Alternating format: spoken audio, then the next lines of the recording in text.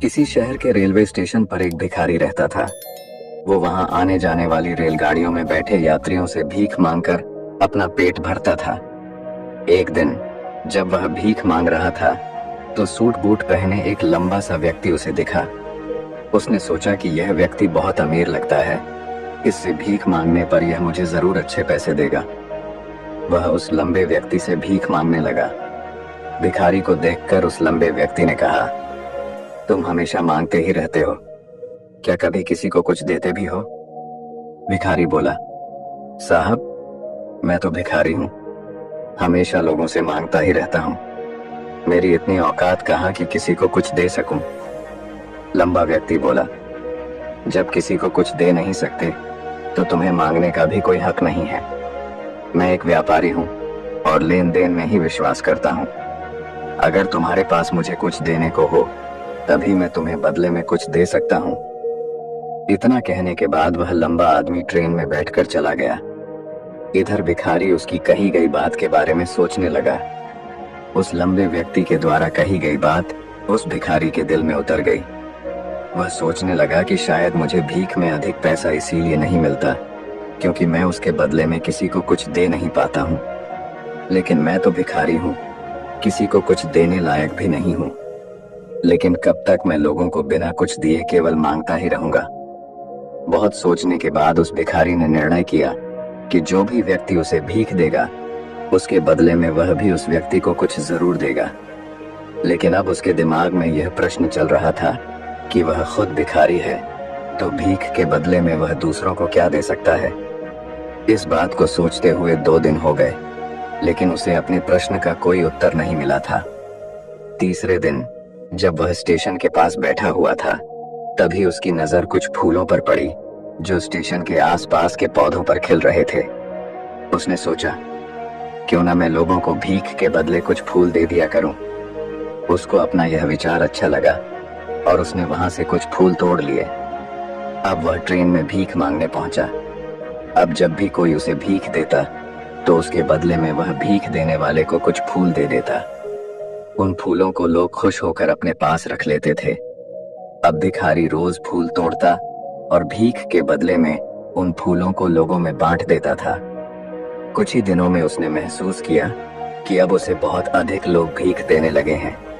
वह स्टेशन के पास के सभी फूलों को तोड़ लाता था। जब तक उसके पास फूल रहते थे तब तक उसे बहुत से लोग भीख देते थे, लेकिन जब फूल बांटते बांटते खत्म हो जाते तो उसे भीख भी नहीं मिलती थी। अब रोज ऐसा ही चलता रहा। एक दिन जब वह भीख मांग रहा था तो उसने देखा कि वही लंबा व्यक्ति ट्रेन में बैठा है, जिसकी वजह से उसे भीख के बदले फूल देने की प्रेरणा मिली थी। वह तुरंत उस व्यक्ति के पास पहुंच गया और भीख मांगते हुए बोला, आज मेरे पास आपको देने के लिए कुछ फूल हैं। आप मुझे भीख दीजिए तो बदले में मैं आपको कुछ फूल दूंगा। उस लंबे व्यक्ति ने उसे भीख के रूप में कुछ पैसे दे दिए और भिखारी ने कुछ फूल उसे दे दिए।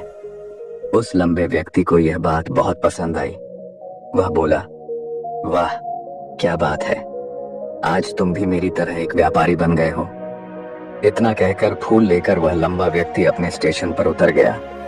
लेकिन उस लंबे व्यक्ति द्वारा कही गई बात एक बार फिर से उस भिखारी के दिल में उतर गई। वह बार बार उस लंबे व्यक्ति के द्वारा कही गई बात के बारे में सोचने लगा और बहुत खुश होने लगा। उसकी आंखें अब चमकने लगीं। उसे लगने लगा कि अब उसके हाथ सफलता की वह चाबी लग गई है जिसके द्वारा वह अपने जीवन को बदल सकता है।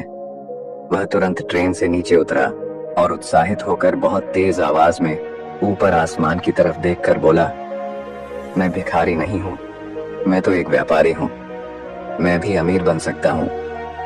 लोगों ने उसे देखा तो सोचा कि शायद यह भिखारी पागल हो गया है और अगले दिन से वह भिखारी उस स्टेशन पर फिर कभी नहीं दिखा। लेकिन 6 महीने बाद इसी स्टेशन पर 2 व्यक्ति सूट बूट पहने हुए यात्रा कर रहे थे। दोनों ने एक दूसरे को देखा तो उनमें से एक ने दूसरे से हाथ मिलाया और कहा, क्या आपने मुझे पहचाना? दूसरा व्यक्ति बोला, नहीं, क्योंकि मेरे हिसाब से हम लोग पहली बार मिल रहे हैं। पहला व्यक्ति बोला, नहीं, आप याद कीजिए, हम पहली बार नहीं बल्कि तीसरी बार मिल रहे हैं। दूसरा व्यक्ति बोला, मुझे याद नहीं, वैसे हम पहले 2 बार कब मिले थे? अब पहला व्यक्ति मुस्कुराया और बोला, हम पहले भी 2 बार इसी ट्रेन में मिले थे। मैं वही भिखारी हूँ जिसको आपने पहली मुलाकात में बताया कि मुझे जीवन में क्या करना चाहिए, और दूसरी मुलाकात में बताया कि मैं वास्तव में कौन हूँ।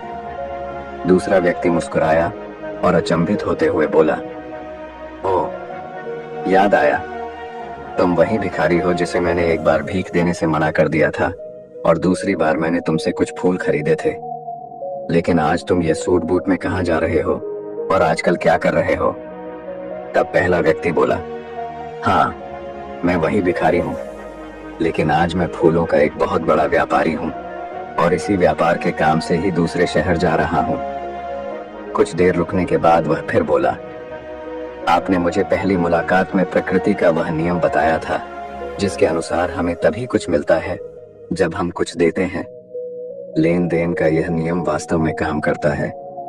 मैंने यह बहुत अच्छी तरह महसूस किया है, लेकिन मैं खुद को हमेशा भिखारी ही समझता रहा। इससे ऊपर उठकर मैंने कभी सोचा ही नहीं। और जब आपसे मेरी दूसरी मुलाकात हुई तब आपने मुझे बताया कि मैं एक व्यापारी बन चुका हूँ। अब मैं समझ चुका था कि मैं वास्तव में एक भिखारी नहीं बल्कि व्यापारी बन चुका हूँ। मैंने समझ लिया था कि लोग मुझे इतनी भीख क्यों दे रहे हैं, क्योंकि वह मुझे भीख नहीं दे रहे थे बल्कि उन फूलों का मूल्य चुका रहे थे। सभी लोग मेरे फूल खरीद रहे थे क्योंकि इससे सस्ते फूल उन्हें कहाँ मिलते। मैं लोगों की नजरों में एक छोटा व्यापारी था, लेकिन मैं अपनी नजरों में एक भिखारी ही था। आपके बताने पर मुझे समझ आ गया कि मैं एक छोटा व्यापारी हूँ। मैंने ट्रेन में फूल बांटने से जो पैसे इकट्ठे किए थे उनसे बहुत से फूल खरीदे और फूलों का व्यापारी बन गया। यहाँ के लोगों को फूल बहुत पसंद है और उनकी इसी पसंद ने मुझे आज फूलों का एक बहुत बड़ा व्यापारी बना दिया। दोनों व्यापारी अब खुश थे और स्टेशन आने पर साथ उतरे और अपने अपने व्यापार की बात करते हुए आगे बढ़ गए। दोस्तों, इस कहानी से हमें बहुत कुछ सीखने को मिलता है।